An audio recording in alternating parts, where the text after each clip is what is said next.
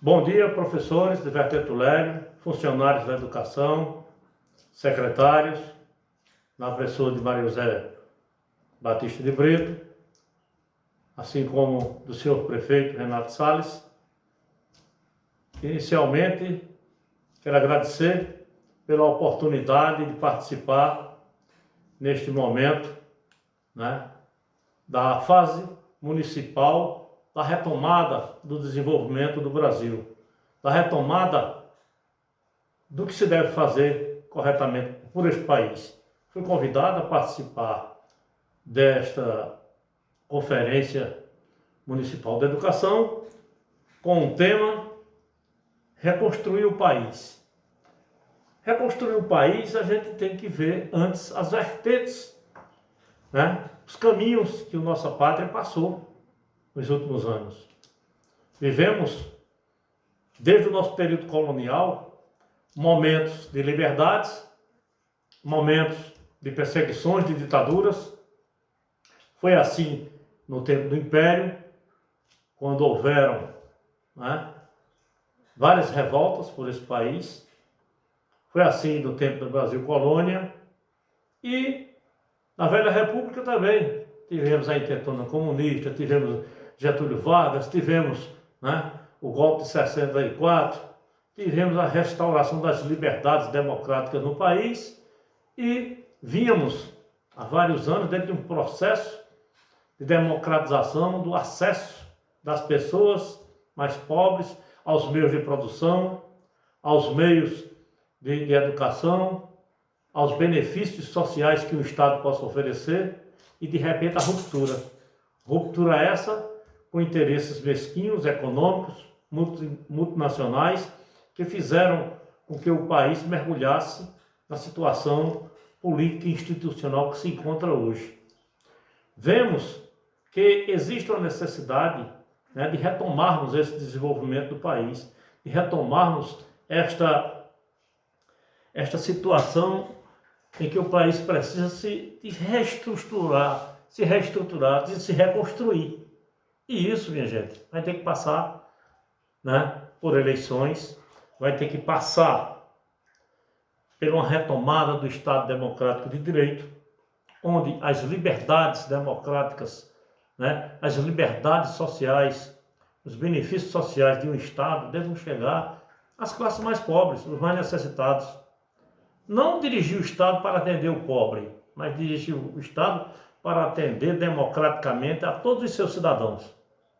A gente vê aí o desmonte dos programas sociais feitos recentemente.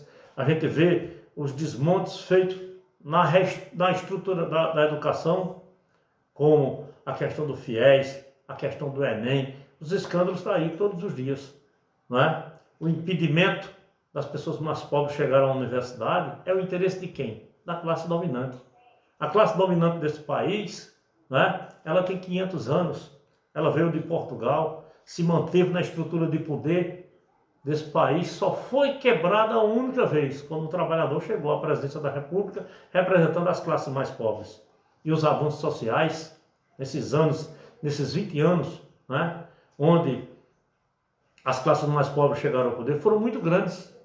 E as nossas elites, quinhentistas, de mais de 500 anos, não podiam permitir que o país dirigisse a sua produção, a sua riqueza, para reestruturar as classes mais pobres, para dar direito ao pobre estudar, comer 2 ou 3 vezes por dia, ter educação, ter conforto, ter saúde. Alia-se a burguesia nacional, a classe produtora nacional, segmentos das nossas Forças Armadas ao capital internacional. É a velha fórmula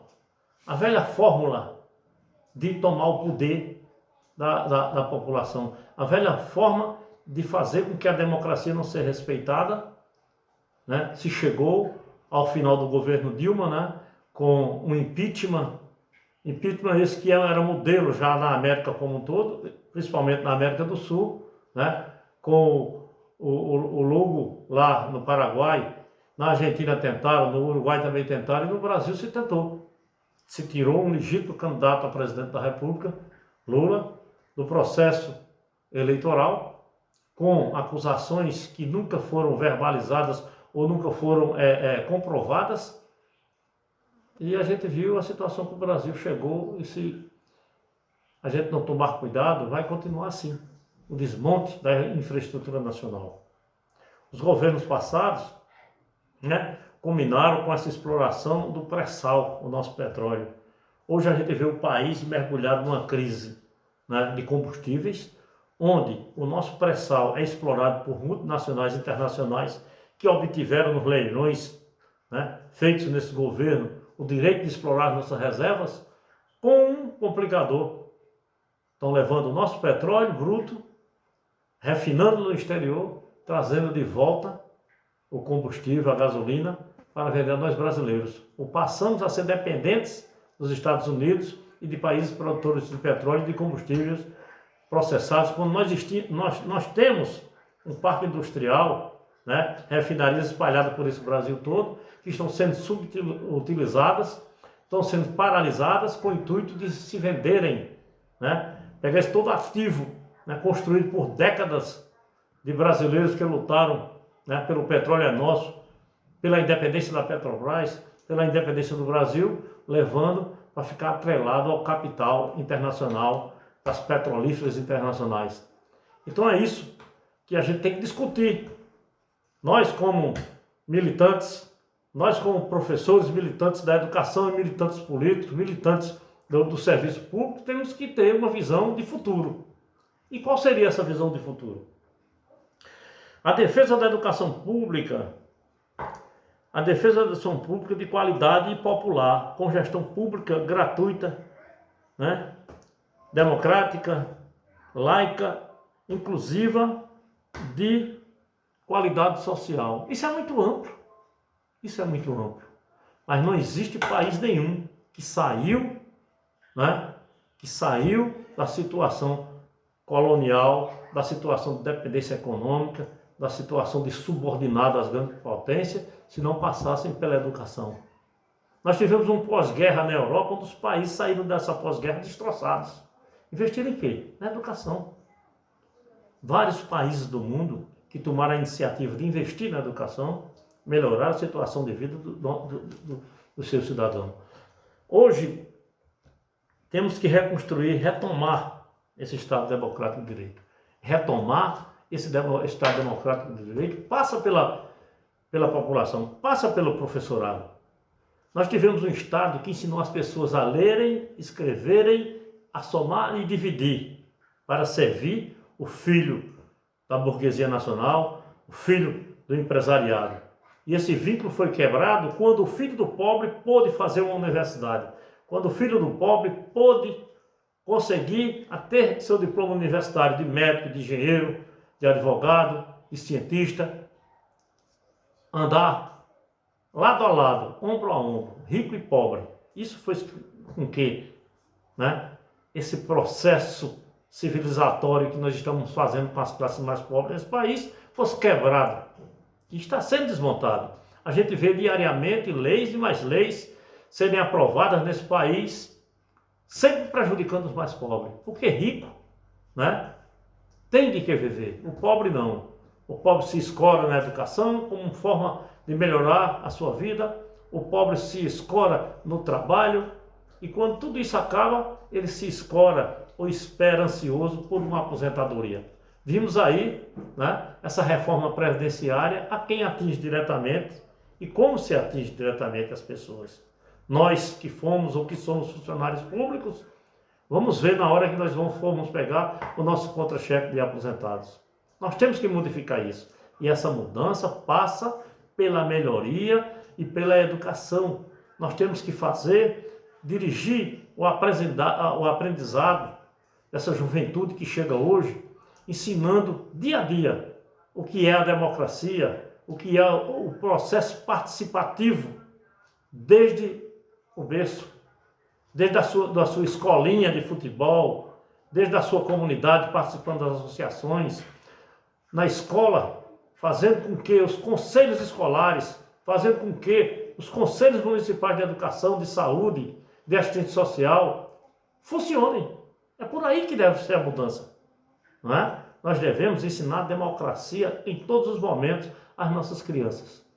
E entender que hoje estamos vivendo uma revolução. A revolução da educação vai ser de uma forma tão grande que nós, se não nos atualizarmos, vamos ser atropelados por ela. O professor, como se conhece hoje em sala de aula, no quadro negro, está praticamente extinto, ou vai se extinguir. Por quê? O celular, as tecnologias hoje voltadas para a educação, a forma de se aprender através do computador e das mídias sociais, vão cada vez mais fazer com que o aluno, né, tenha uma certa independência de estudo. E o que é que nós professores vamos fazer?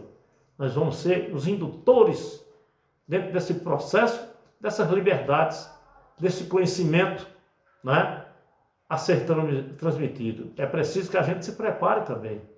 Temos que ter curso de reciclagem, os professores têm que se atualizar, aprender os mecanismos de atuar junto às mídias sociais, junto às gravações, às aulas online, porque o futuro será assim.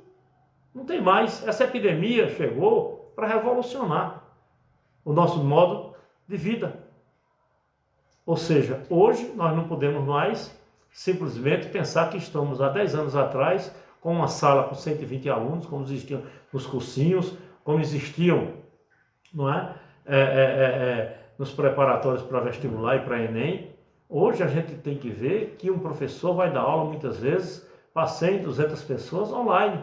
E isso tem também, não é, aquele outro lado de o que é que eu vou fazer em casa, como eu vou preparar minhas aulas, como eu vou fazer com que minhas aulas cheguem ao estudante. Então hoje, mais do que nunca, ou eu me preparo tecnologicamente e também, né, intelectualmente, ou serei atropelado pelo processo, porque as mídias serão gravadas, as mídias serão uniformizadas, né? O conhecimento será universalizado para todos que quiserem, tiverem tempo e interesse de obtê-lo, e muitas vezes até mesmo dispensando a presença física de um professor. Isso é que vai ocorrer. Então, é importante que a gente passe a estudar em nossa mente, estudar nos nossos grupos de trabalho, essas formas de viabilizar a existência do professor como o indutor da educação, o indutor da formação democrática do cidadão. Senão seremos atropelados. O futuro será atropelado. Porque aí estão as mídias tentando todos os dias fazer com que o cidadão pense uniformemente, sem questionar nada. O volume de informações que chega hoje à nossa mente, à nossa cabeça e dos nossos filhos é tão grande que a morte muitas vezes é relegada a segundo plano, né? O dia a dia, a amizade, um bom papo na esquina ou na escola é relegada a um segundo plano. A gente vê muitas vezes alunos sentados nos bancos da escola, 4 ou 5, cada um com um celular, né? Falando com o colega que está lá do outro lado da escola ou em casa, mas não estão conversando uns com os outros. E essa geração, como é que vai ser no futuro? Né? Muitos problemas psicológicos irão surgir. É um grande desafio. Tinha vários temas a serem abordados nessa minha palestra de hoje, mas a gente sabe que o mais importante da educação pública hoje, de qualidade, é fazer com que ela seja participativa. Tem que envolver o pai, a mãe, a comunidade, o aluno, o professor, os familiares, de um modo geral, nessa nova revolução que está acontecendo no mundo. Não é só no Brasil, não é só na América, é no mundo todo. Alguns países asiáticos a gente viu aí o avanço tecnológico, porque investiram pesado na educação. A gente vê hoje a China dominando o mercado mundial, né, na área de tecnologia. A gente vê a China hoje, enquanto os Estados Unidos há décadas, né, que tem seu programa espacial, a gente vê de um dia para outro a China também está em Marte. E os chineses são vários bilhões de pessoas que existem em detrimento de alguns países do mundo que não chegam aos milhões. Então é preocupante. Amanhã teremos o quê? Uma sociedade uniformizada sob o comando da China? Porque nos Estados Unidos não vai ser mais. A ideologia do futuro talvez não seja o capitalismo e o comunismo, seja da dominação da informática, né? do que é cibernético. Então, é preciso pensar. É preciso voltar a aprender a pensar, né? Planejar, executar.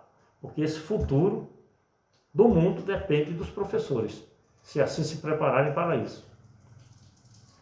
Muito obrigado.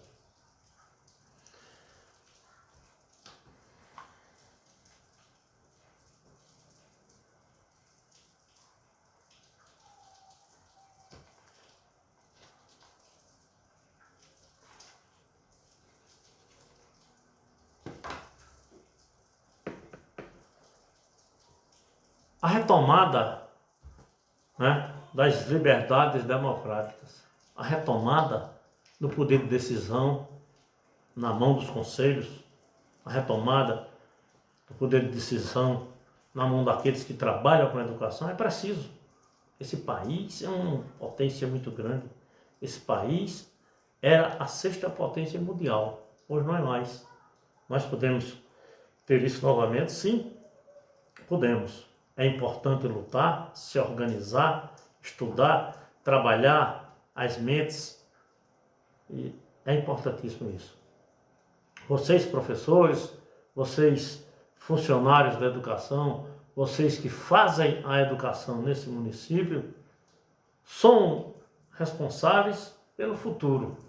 Futuro dessa terra, futuro dessa gente, futuro esse que será construído com muito trabalho, com dedicação, pois tudo está sendo revolucionado de uma forma tão rápida e tão eficaz que amanhã talvez não seja mais importante se ter a pessoa física de um professor em sala de aula, nem acompanhando os alunos. A gente tem que pensar muito nisso.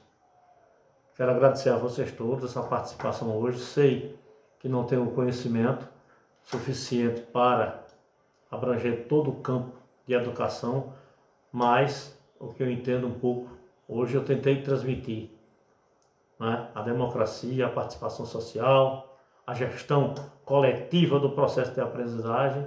Isso aí, né, a gente tem que se apropriar disso. E se apropriando disso, a gente muda a situação. A gente muda o modus operandi da classe dominante. A gente muda a eterna subserviência do pobre ao rico. A gente muda quando a gente abre as janelas para que as pessoas se emancipem. E você, professor, você é esse cidadão, é esse homem, é essa mulher que abre as portas das mentes para conquistar profissões que podem revolucionar o futuro e fazer com que o homem se estabeleça como um cidadão e não apenas como uma máquina robotizada pela ideologia dominante. É isso que a gente tem que discutir. Ensinar ou manter os jovens pensando, questionando e dirigindo o aprendizado para o questionamento, para a busca, para o procurar, né, o desconhecido, resolver os problemas. Esse é o grande desafio de todos nós. Quero agradecer a todos vocês essa participação e tenham um bom dia e um bom dia de trabalho e que dessa revolução toda, dessa participação de vocês hoje, nesse dia maravilhoso, saia as diretrizes do futuro de nossa cidade. Muito obrigado mais uma vez.